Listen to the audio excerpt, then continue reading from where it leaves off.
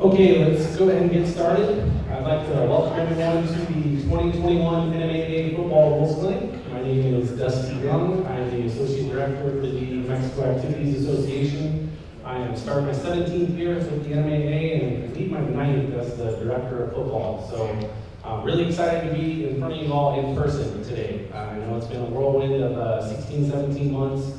But us being here together today shows that we're on the right track and we're getting ready to start football practice here in about a week. And hopefully with even less restrictions than we had the last time I spoke with you at a rules clinic back in February. And that one was via Zoom, of course.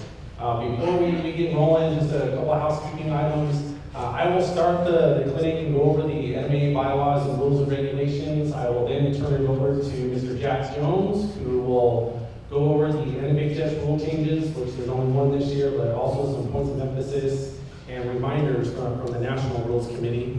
Towards the end of the meeting, I will be handing out an attendance sheet. If you are a head coach, please make sure to fill that out and turn it back into me. That way you can receive credit for attending today's meeting and you will not have to go through the alternate clinic if you fill out that form and get it back to me.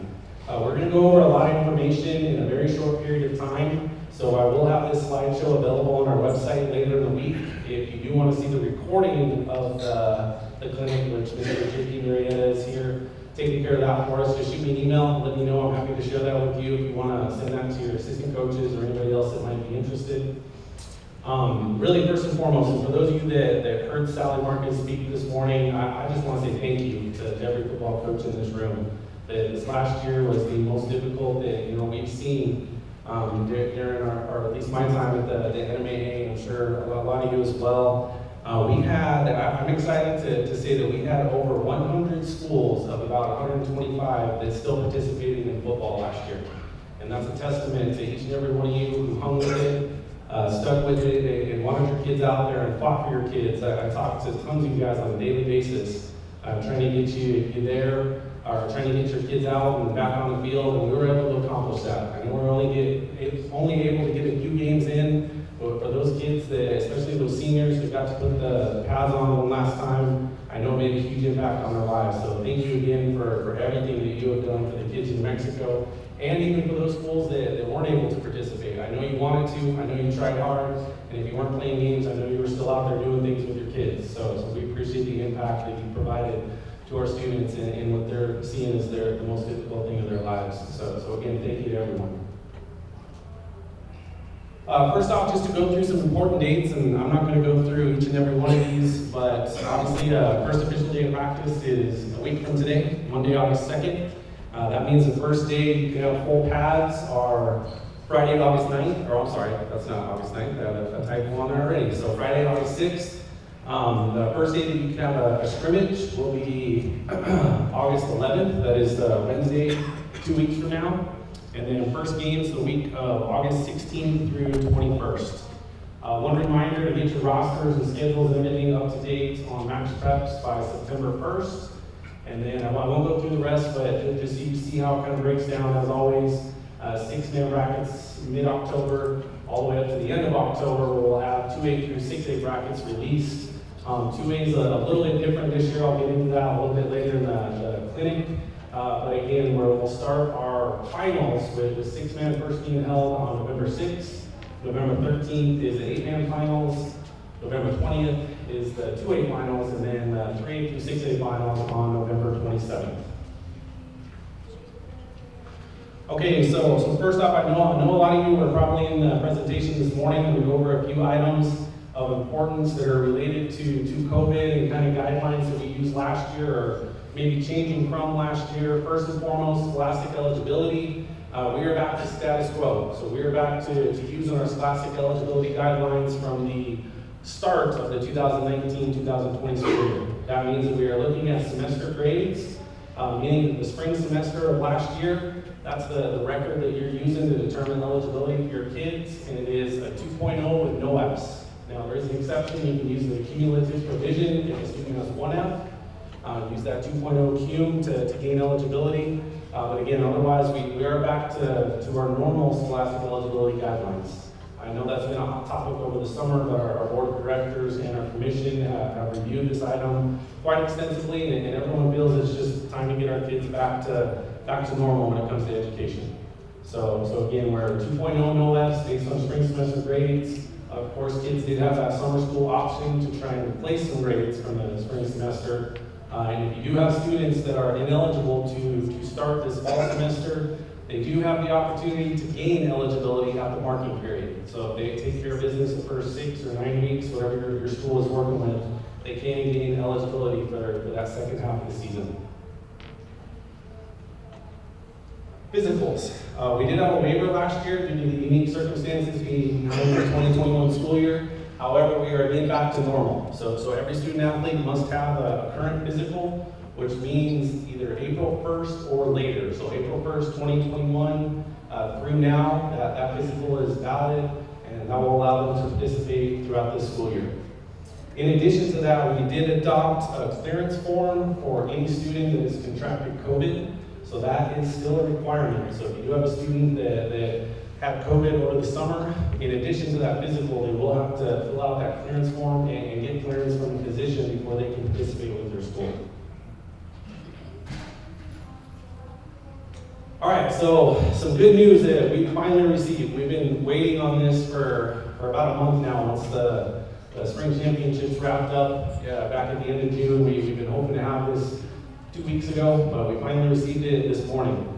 So starting now for the sport of football, anytime you are working out with your student athletes outdoors, doesn't matter if it's a game, if you're conditioning, practicing, whatever it may be, whatever you're doing outdoors, your kids do not have to wear masks. And that goes for your coaching staff as well, and anybody that you have out there, regardless of vaccination status, they do not have to have a mask. Okay, where it gets a little tricky with football, when you're indoors, if you're in the weight room, if you're in the locker room, if you're on the bus or you're traveling to a game, anytime you are indoors, unvaccinated students and coaches must wear a mask.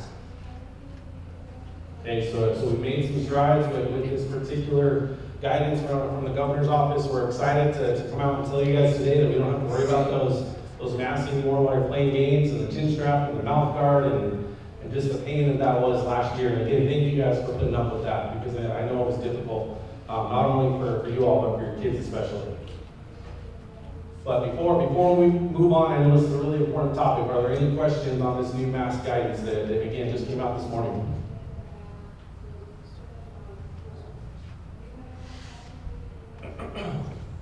One other thing that we did want to pass on as part of the PED's toolkit that they'll be given to your superintendents and administrators.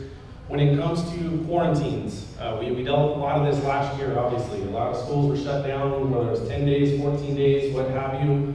It really impacted a lot of our basketball programs especially. We didn't see it as much in football, but basketball happened quite a bit.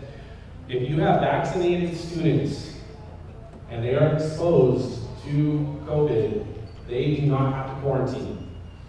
However, if you have unvaccinated student athletes and through contact tracing they're found to be in close contact, they will have to go through that 10-day quarantine period. And again, remember that these are the guidelines coming from the PED, so your administrators will have information, and it's the same reporting process, and a lot of the same things that were being done to end last school year. But this is something that is a little bit new with regards to vaccinated versus unvaccinated students.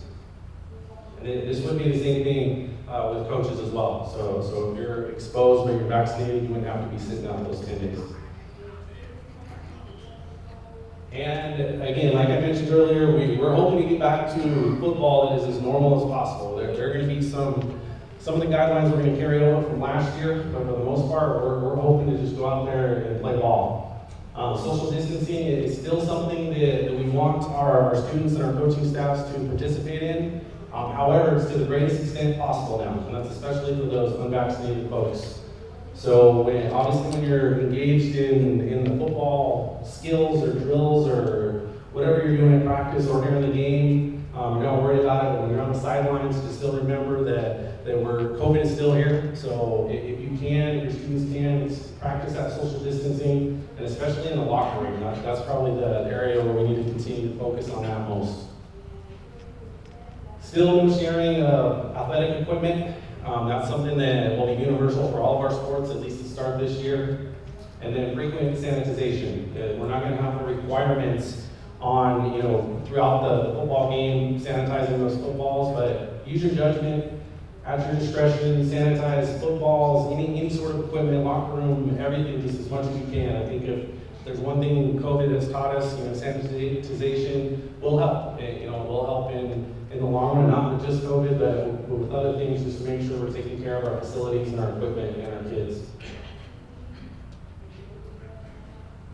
And with regards to locker rooms, so those are available this year. I know the football season started off a little bit crazy last year where we had to limit the number of individuals in there and whatnot. That is not necessarily the case, but please remember social distancing should still be practiced. All your unvaccinated students and staff, they must wear masks still. And then sanitization of those facilities as well. The one other thing that the PED is stressing, and this is not just for our athletic programs, but for PE and whatnot, is that they have certain air quality requirements for the HVAC system, or if you don't have that particular HVAC system, then there's other things you can do with opening windows and fans and that sort of thing. So just check with your administration to make sure your locker rooms are compliant. And lastly, I had this question come up a lot over the summer regarding drinking fountains and having a trough out on the side of the field when you guys are working out. Drinking fountains are allowed again. So there are things you can do. The only thing that we do have in place still, you cannot share that Gatorade bottle amongst two athletes. Okay, so if you are using water bottles, make sure each athlete has their own, but as far as the drinking fountains, those can be used again. And I mentioned this already once, transportation as of today, unvaccinated folks will have to wear masks on the bus or your vans or wherever you may be traveling in. Overnight travel is allowed, which I know is exciting for our schools, not only in the sport of football, so some of you guys have to travel a long way and it works better to stay the night, so that is allowed, but also for tournaments and our other sports and whatnot, that is extremely helpful. But same requirements as we finished the last year with in our spring sports. Unvaccinated students will only have one athlete per room. If they're vaccinated, you can share, but unvaccinated is only one per room. Now, Sally has been working with the PED trying to get this changed. We're hoping maybe that we can, because we know how much of a financial burden this can put on our schools, so we will, of course, keep you posted if anything changes in that respect. And lastly, we did see some issues this summer where kids were not quite following the same guidelines that they were during the actual school year. So if they were sick, there wasn't the screening that was going on, which is no longer a requirement for the kids, but we do recommend that you continue to ask those questions just to promote a safe environment. But this summer things got a little lax. We did have a few incidents where outbreaks occurred within football teams or basketball teams or what have you. So just remember, preach to your kids. They're not feeling well, stay home. COVID is still there, unfortunately. We're battling through it. There's definitely light at the end of the tunnel. Hopefully, when I'm standing in front of you a year from now, where you don't have to worry about any of this. But the last thing you want to see is a school or a team shut down because a kid doesn't want to miss a practice. So just remember, let's try and make sure our kids know that they need to just be as honest as possible with this, so we can get through this next school year and hopefully not have to worry about this COVID deal in the long term.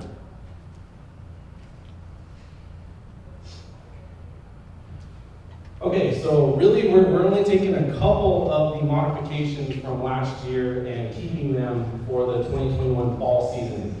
The first of which will be the team box. That will continue to be extended to the 10-yard line on both sides. This will allow for us to keep that social distancing process in place. That way, if you have a large roster, you can spread them out from the 10 to the 10. With that, last year you probably remember the maximum he allowed was 60. And it wasn't just 60 on the sideline, but that was 60 in the facility. So your folks doing film, your coaches that might be up in the press box, those would count towards the 60. That number has been increased to 75. And same rules as last year. It can either be 75 right there on the sideline, or 70 on the sideline and then 5 up in the press box doing film, or on the radio, or whatever it may be. So we will increase that to 75 for this year. Obviously, we already touched on that. Don't share helmets, other equipment, water bottles, towels. And then the last thing being field access.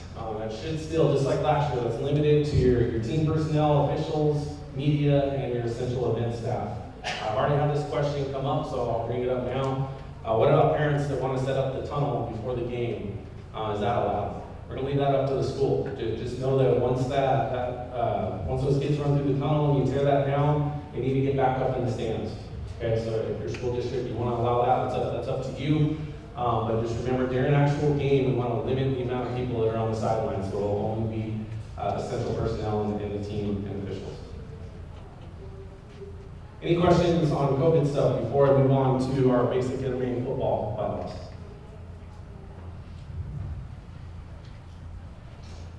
All right, just a reminder, Wilson is still our official ball, not just in football, but in most of our team sports.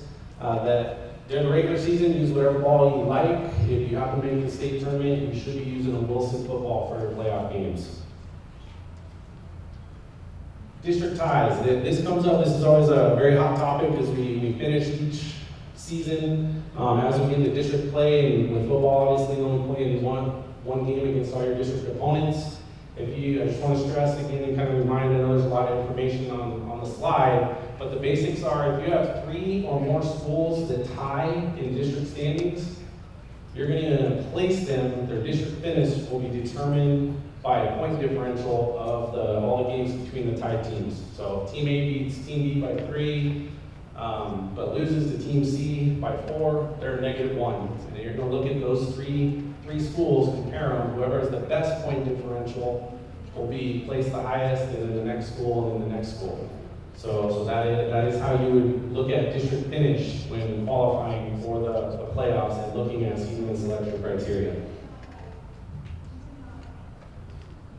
So back to seating and selection. I know this is always a hot topic with football. We've looked at potentially changing some of this over the last few years. Our commission and our board has opted not to change anything, so we are back to essentially what we've been using for a number of years now. It's based strictly on 6 criteria points. There's no subjectivity to the process. We look at these data points. Whichever school has more data points up than the other is placed higher. The only caveat to that would be obviously your finishing district. If there's not a tie, then if you're 4th in your district, you cannot be selected or seated higher than the 3rd place team and accepted moving up the ladder. But the criteria points we use: finish the regular season district play, so your district standings, head-to-head, wins against district champions regardless of class, overall records, your max reps ranking, and then number school input. And that's that coaches form that we send out at the end of the year where we ask for essentially a coaches poll for you guys to send to us how you think the fields should look. If there are ties when we're looking at those criteria points, we use head-to-head to break that tie. If there's not head-to-head, then we use that max reps ranking. And lastly, kind of back to the tiebreaker situation, if we do have 2 teams that tie, you actually, the NMA could look at their overall scope of work, look at all the criteria points, and select the bottom team, the team that finished lower, if they were tied in regular district standings. But again, that doesn't happen too often with the sport of football, but in some of our other sports where they play multiple times, we might flip-flop things based on those district ties and criteria points. Moving on to the playoff formats. We are going back to normal, so to speak, for Class 3 through 6A. They will have a 12-team bracket. Top 4 seeds will have divided into quarters. District champions automatically qualify. 6A has 9 at large, 5A has 8, and 3 has 7. The host site is the higher seed in the first round and the quarterfinals, and then past history, which I'll explain here in a second, for the semifinals and finals. So again, that's really back to where we were in 2019. For 2A and 6-man, we will have an 18 bracket, so district champions automatically qualify. In 2A, there's 4 at large, and in 6-man, 5 at large. Same thing, host side will be the higher seed in the quarterfinals, semifinals and finals based on past history. Now, I mentioned this earlier. I'm sure most of the 2A folks in here know this change, but it went through our sports specific committee, our commission, and our board. 2A used to release their bracket a week earlier than 3A through 6A. We did hear some concerns from 2A coaches that, well, that doesn't allow us to have wins against a 3A district champion, can skew the bracket potentially.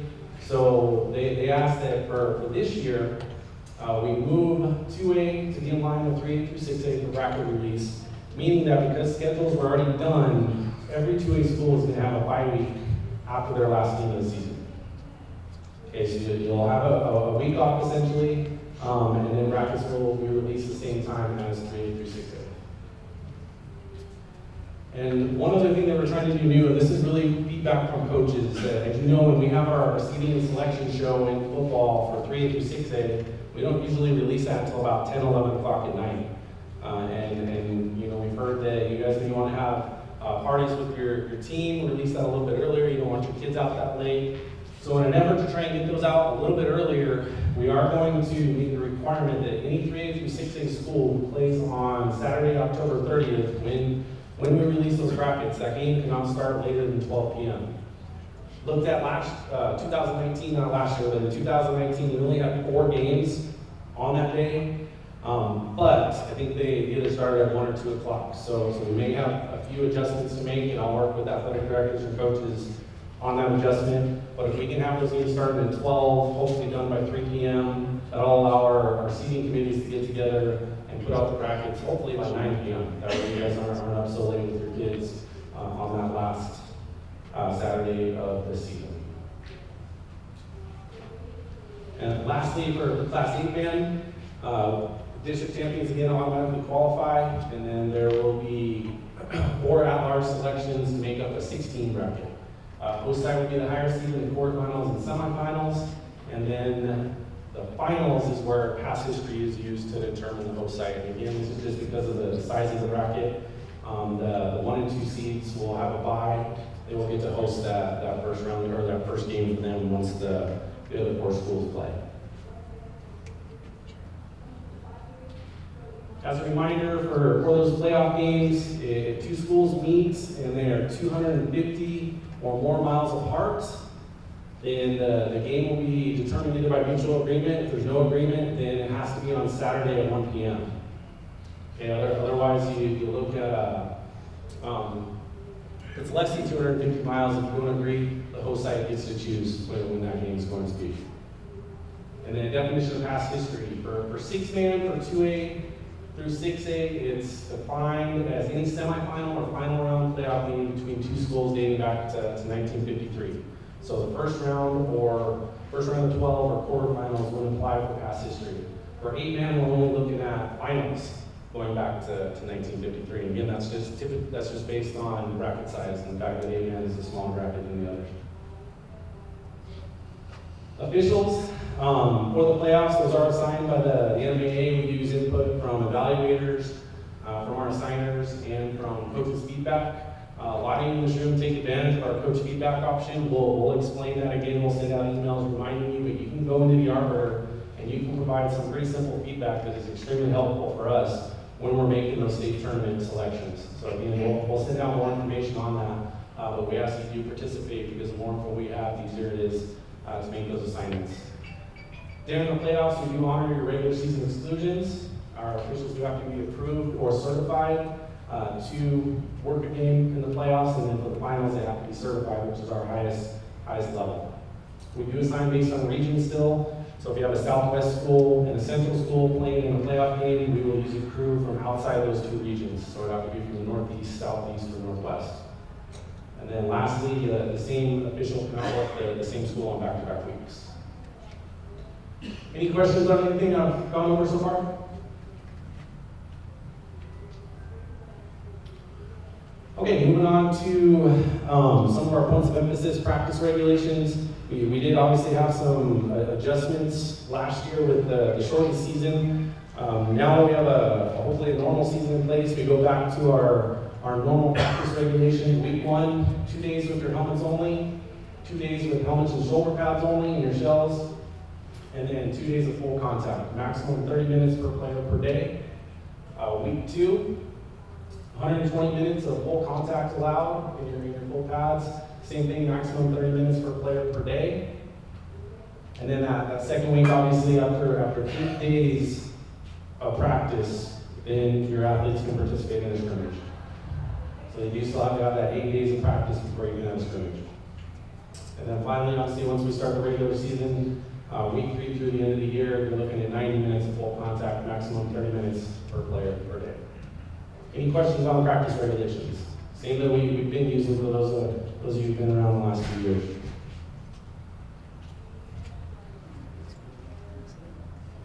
All right, competition period and game limitations.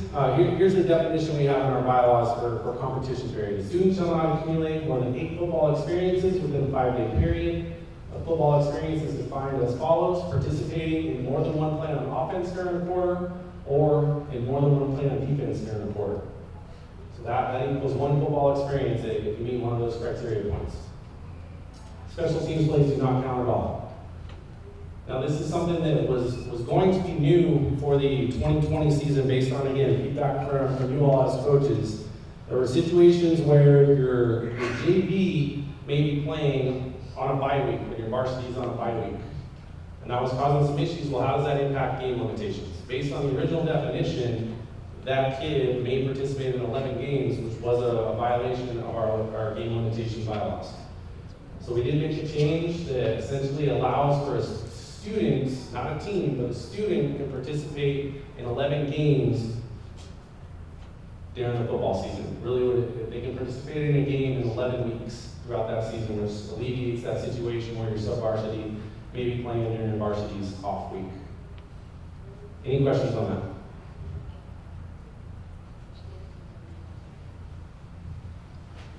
Okay, a coach's ed requirement. As you all probably know, back in 2016, we established a requirement that all football coaches go through the USA Heads Up certification. That's 4 courses through the NFHS Learn website: concussion in sports, sudden cardiac arrest, heat illness prevention, and then the USA football tackling course. So that is still the case. All coaches have to have this certification. However, we were just informed last month at our national summer meeting that the course is going to change for USA football. The NFHS has been working with USA football to create a free course for our coaches. Currently, the USA football course is $10. We don't want our schools or our coaches to have to pay that financial burden. I know it's only $10, but for the last few years, we've had a partnership with the Denver Broncos who is taking care of that payment for everyone. But now, if you are to go online and try and take that course as a new coach or as a coach trying to renew your certification, it costs $10 again. And that's because they're going through a transition period to create this new free course, and all NFL teams have suspended their sponsorship of that $10. So again, we've essentially lost that partnership with the Broncos. So because of that, we know there are a lot of coaches that received certification in 2017. The certification is good for 4 years from the date of completion, meaning there are a lot of you probably in this room that may have to recertify this year. We don't want you to have to pay that $10, so any coach that received the certification in 2017, we're going to extend that certification period until the end of May 2022. Okay, so you don't have to go through all those courses again. The only one you have to is the concussion course, which is, of course, a state law required for all coaches in New Mexico. But all of the other 3, if you're trying to recertify, don't worry about it. You won't have to do that until June of 2022. The only thing will be that any new coach still will have to receive that certification, meaning that they will have to pay that $10 fee for the USA football course for now. But again, a new free course will be coming next year. Mercy rules, a reminder for 8-man through 6A, that is still in place. Running clock will start when the team is up by 35 points. Then the game will be ended when the team is up by 50 or more at halftime or any point in the second half.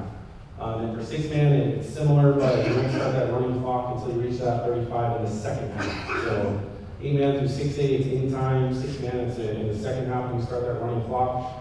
Applies to sub-varsity and junior high games as well. And then if you do happen to reach that 50-point threshold, just a reminder, you do not have to do the point after. If you score a touchdown to reach that 50-point threshold. Play clock, we do have a number of schools that use the play clock down on the field. It's not a requirement, but it is an option that's available. Officials can make the determination to not use that play clock if for some reason it's malfunctioning or it's the person running it's doing a poor job, but it is allowed. It at least allows our schools that option if they want to use it. Something that's new that went through the sports-specific committee probably the last 8 years. It's been a topic of conversation, trying to require film to be submitted to the NMA office. So we went through Coach Giles, who started really this process when he was at Escalante still and continued it now down at JAL. He spoke with a number of you over the last year and a half and proposed to our NFOA executive board that we require all coaches to submit their game film to the NMAA through Huddle, and that can be used by our officials for training and education. So that it went through our commission, our board, was voted by all of our football playing schools via referenda and was approved. So starting this year, you will have to submit your game film to the NMAA. Now the question I've been getting already a lot is, well, who has access to that? Once you submit it to us, the only people that have access to it are our office and any officials group or assigner or evaluator that we allow access to it. There will be an option for sharing among coaches though, but your film will not get to another coach unless you approve it. And I'm sure a lot of you are familiar with the direct exchange process in Huddle, so you would have to communicate with other coaches to trade that film. Okay, so I also have to have the question, well, why don't we just make it a library that's available and open to everyone? Maybe down the road, if our majority of coaches want to go that route, but right now, first step, we're going to use it for officials education and training, and as an added bonus, if coaches want to share it, it's available via Huddle. Okay, so we do ask that if you have a Thursday game, it's submitted by 1 p.m. on Saturday, same thing with Friday games, and then we play a Saturday game by 10 a.m. on Sunday. Any questions on the film requirement? Okay, something that we've also talked a lot with the sports specific committee about, and with our coaches via survey. You've probably seen it as a survey question in the last few years. Band reform. Typically, the way it's been interpreted in the past is if a quarterback or a coach or someone on the offensive team tells the referee, my team can't hear their signals, can you have the band stop playing? The official at that point could go to the team with the band's playing, the site administration, and say we need to stop this, and if it doesn't stop, then we can start throwing flags. I know it happens a few times each year.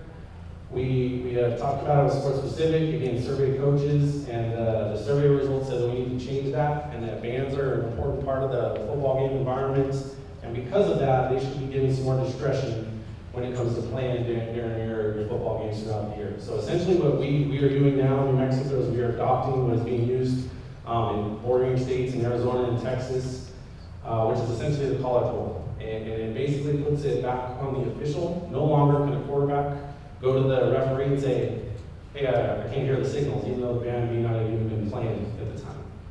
Okay, so it's gonna put the discretion on the official to, he's down on the field. He may not be able to hear as well as some of the students out there. Sorry, Jeff, to mention that, not our officials, but we're gonna leave it up to that individual to determine if the band is really a problem for that football game. And this information will be shared obviously with officials, and we'll send out reminders throughout the year and address it as needed throughout the football season. Heat illness, with practices starting next week, just a reminder, the heat index is over 104. You need to cancel or move your practice to a different time of day. Between 100 and 104, you need to modify or shorten. And then just, of course, receiving caution. I know everywhere down south, probably around 95. So just have water stations available. Cold water immersion tanks, that's the preferred treatment for those heat illnesses. And we do have a lot more information on our website if you do want that. Concussion requirements, I reminded you a little bit ago, you all still have to go through the concussion and sports course. All of your student athletes have to as well. Plus there's a fact sheet that has to be signed off on by parents, talked about at preseason meetings and whatnot. This is not a requirement from us, this is by state law. So again, just make sure you work with your administrators to get that taken care of. And lastly, just a reminder of our equipment and sportsmanship regulations. I know most of you in this room are probably head coaches, but you have some assistants with you as well. If your assistants are not with you today, just remind them of what we go over in this rules clinic, but also what is proper equipment, proper sportsmanship etiquette throughout the year. And before I turn it over to Mr. Jones, are there any questions for me?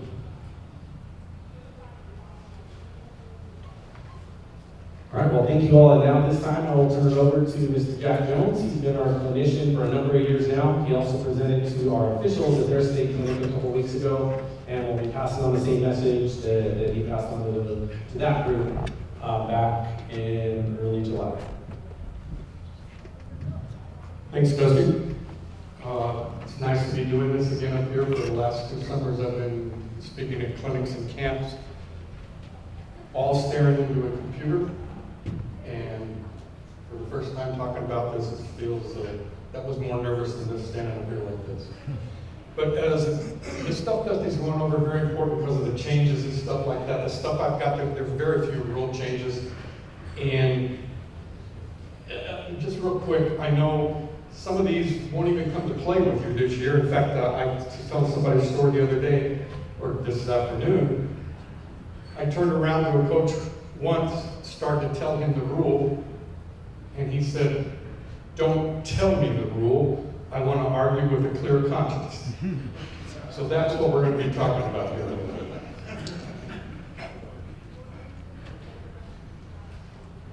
Okay, this is the main one. We've been talking about the free blocking zone now for 2 or 3 years. We have had a change, and a couple of weeks ago, I woke up thinking about this and got off track on stuff and called Dusty, and I think he thought he may make a change if he was doing this, but the next morning I woke up and it clicked.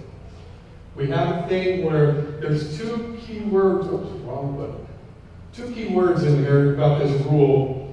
Immediate, when you're blocking a defensive player on the line of scrimmage, below the waist. Initial and immediate, that means it's usually going to be somebody right in front of you or somebody very close to you if you're the offensive lineman. You can go block them below the waist. That free blocking zone, again, is a 3 yards on either side, but to block somebody below the waist, it has to be an offensive lineman blocking a defensive lineman. Do not get it confused with the blocking from the back. That does extend out towards the linebacker or 3 yards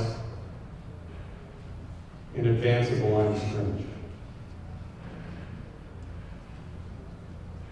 Again, initial, here, gosh, I don't know how to say this. Initial contact is above the waist. Contact goes away, continues the block below the waist. After breaking contact, illegal. The initial block was above, legal. That block as he fell down and continued the thrust below, illegal.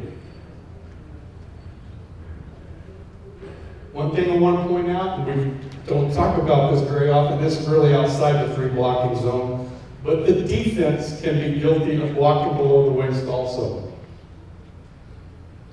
Lead blocker, coming out, your defensive man is responsible for taking out the lead blocker. It goes below the waist, illegal. And I'm just finding out now I can see this at a better angle from over here. Okay? Rules reminders. And again, I've done this looking at a computer, so it's sort of nice to talk about this.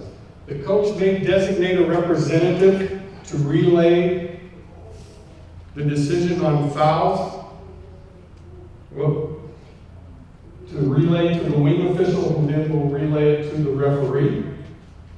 That cannot be changed during the game.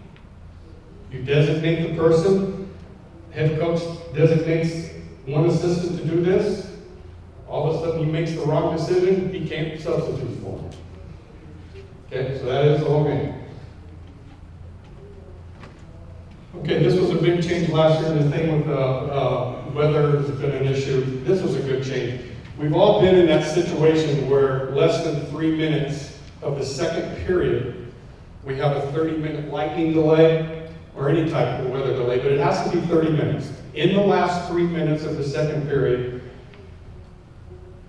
30 minutes wait for the lightning to go away, play 2 minutes, and then have a 20-minute homecoming halftime.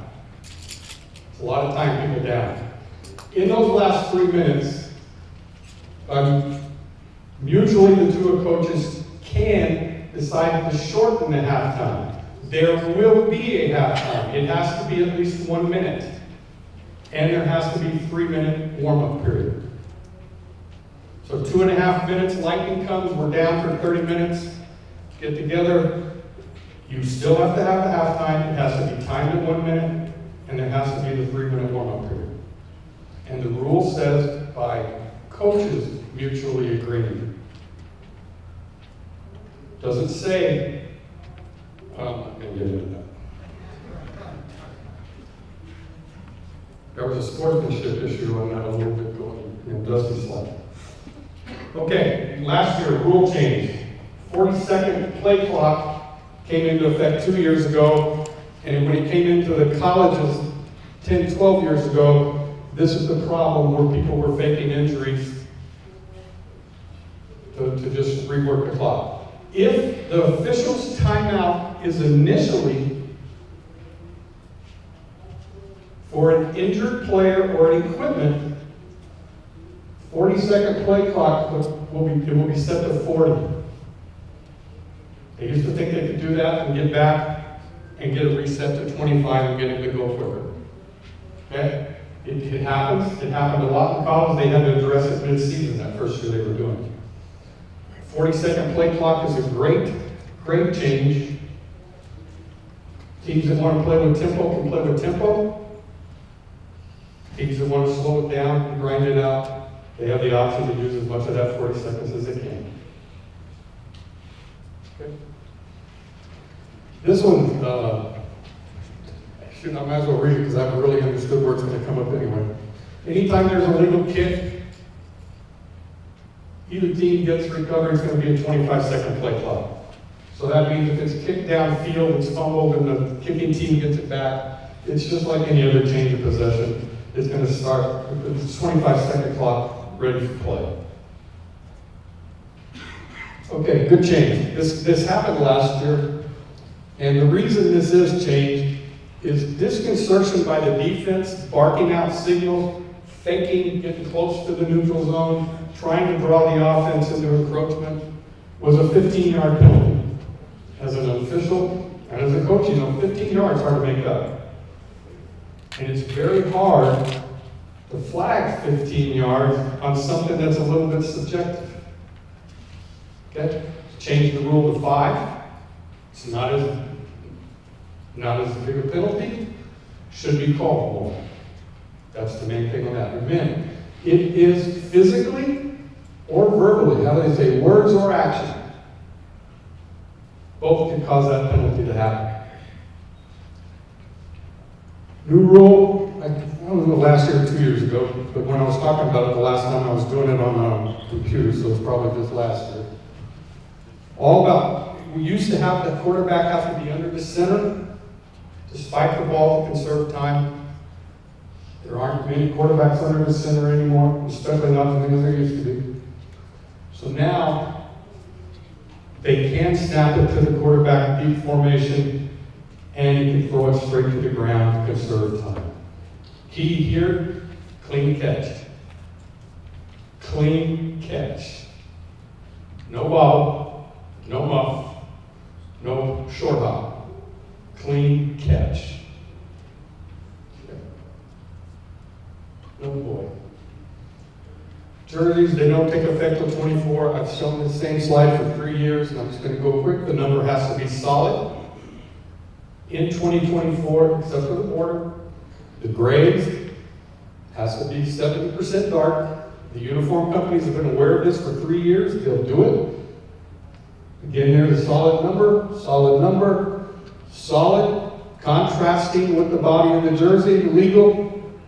There's all the illegal ones. First one because it's same color as the jersey, second one because it does a contrast, third one because it has a fade pattern, and this 24 has a fade pattern. That's it. It's been up there for 4 years, it's going to be there 2 more. Then it has to take effect. Yeah. Yes. Just a reminder, the gray is actually this year. The jersey color gray is for this year. The numbers are The 70%. Okay. So on the jerseys, the gray, with that 70%, here where it has to be the dark? Okay, that's correct. The major manufacturers of uniforms have been aware of this for 3 years. They've got that data that determines what 70% is. It's easy for us to figure out 10%. When we get up into the 60s and 70s, but the uniform companies have been working with that for a number of years, and there shouldn't be a problem.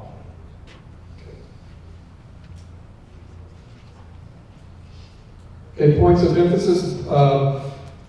Dusty talked a little bit about the sportsmanship issue with the band and the stuff. The officials have been instructed if they have problems with the PA and things like that, they're going to send it to the office and they're going to have to take care of that. He went over all the stuff with the band. Nothing comes out good of an official having a flag in the hand. I've been there. It did not end well. Okay, and we didn't have email back then, so we had to type it instead. Intentional grounding. The most misunderstood rule, high school football, because everybody watches TV on Saturday and Sunday. Intentional grounding needs to be called. It was told to the officials they need to call it, and it usually happens on busted plays where the quarterback is in duress. Scrambles out, and both of these slides are showing that. The quarterback is scrambling, comes out, still nobody, and they do a real good job on this slide of showing how all the receivers were covered, and then just dumps it. That's intentional grounding, and it needs to be called. And the officials are instructed to communicate. If the referee's doing his job, or like that, he doesn't see where the ball went. He's watching to make sure the quarterback's protected from getting hit late. So it may be where they get together and the flag's dropped after the fact, and that's encouraged. Okay? The ones that they will get together and talk about also is when the quarterback is not under duress and a receiver runs a post and the quarterback throws fly pattern down the sideline. That's when they need to get together, and the wingman needs to tell that's just a busted route and they misread it. But that happens on the immediate drop and pass. The one that's got to get stopped is when the quarterback scrambles and under duress. And they've been instructed to call. Ineligible downfield. Rule hasn't changed. You've got the 2 yards expanded neutral zone where they can block downfield. And this happens where this has been miscalled as often as it hasn't been called. Get the pass that's long and in the air or rolling out and throwing back to the other numbers. The ball's in the air a long time. The umpire, the wingman, recognizes, hey, that guy's 7 yards downfield, but was not at the time the pass was thrown. And I've seen that flag, and it's wrong. But when it's right, they need to get it. But if they're unclear, or don't have a good look, or don't know where that guy was at the time the pass is thrown, the officials are instructed to pass, unless they have definite knowledge that he was downfield at the time the pass was thrown and left the quarterback's hand. Formations haven't changed. The rule, it's a live ball foul. Here you see, I think it's number 88, is breaking the waist of the nearest lineman, but he is not clearly on the line because he doesn't break the waistline of the center. Only one person can be in that position and has to be in a position to receive the snap, and that's the quarterback, A. B is an illegal no man's land. Illegal formation. It is not a dead ball penalty, it is a live ball penalty. The play will go, and it's done. Any questions? Most of these have been, we talked about those last 5 or 6 slides now for 2 years, right? Okay. Not many. Can I say, we're good time? I brought up this thing on the sportsmanship, and I know Dusty's heard me, many of you may not have said it on the, I've done this for the officials for the last 4 or 5 years too. And we talk about sportsmanship, and I get on officials as much as I get on anybody about not being able to control the sideline and elevating a bad situation to begin with, about treating it professionally. Because I think a lot of times, you know, they can turn around with a smart aleck comment and just inflate the whole thing. And I get on them terribly about that. But there's a couple of things I want to say here. What I do tell them is when the coach starts repeating the same question, it is not a question anymore, it's an argument. So when it starts getting repeated, they need to get away, because they're not going to win anyway. The other thing is, on the sideline, we have one official. The next officials are 25, 30 yards in the middle of the field. So the one on the wings gets all of it, and I was that. You've got to be working a while for the white one on to get away from that. But do me a favor. If you've got a problem and they make mistakes, bring it out and talk one-on-one. The most threatening thing an official on the sideline has is when he turns around and something's going on, and there's a head coach, assistant coach, this, and when you feel like you're being ganged up on, then it becomes a little bit threatening. So get it taken care of, get the one up there and discuss it. You know, there's going to be arguments. People are going to get mad, but let one person on your sideline get mad.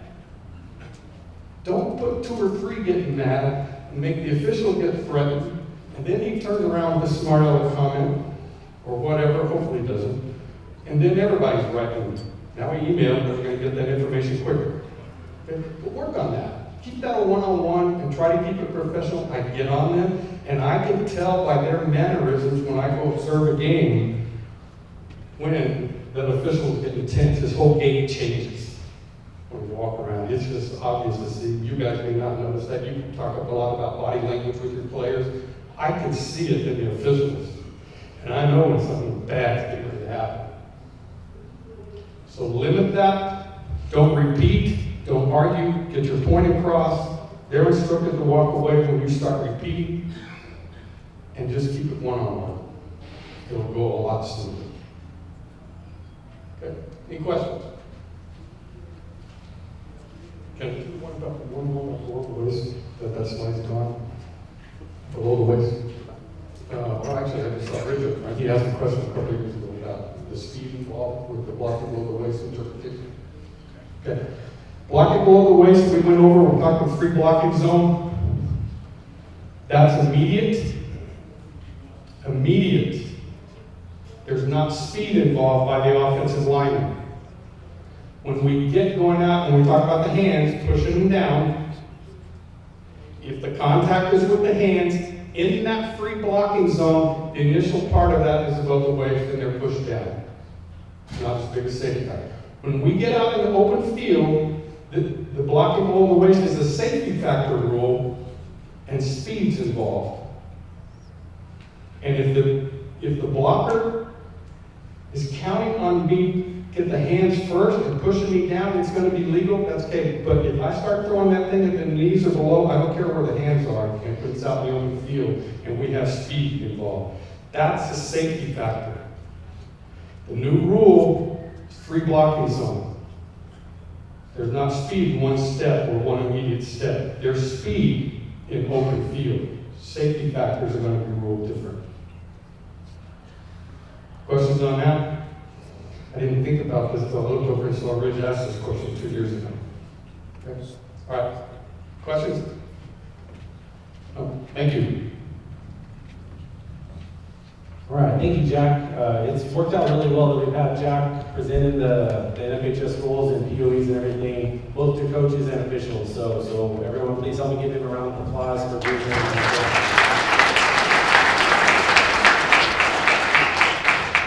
And that will conclude the rules clinic. Please make sure to get me the attendance forms. If for some reason there wasn't enough or you didn't get a chance to fill one out, come up here and let me know. Otherwise, just come up and drop them off on the stage. Wish everyone the best of luck this year. And again, hopefully we're playing a full football schedule, no issues, and back to normal. But again, thank you for everything.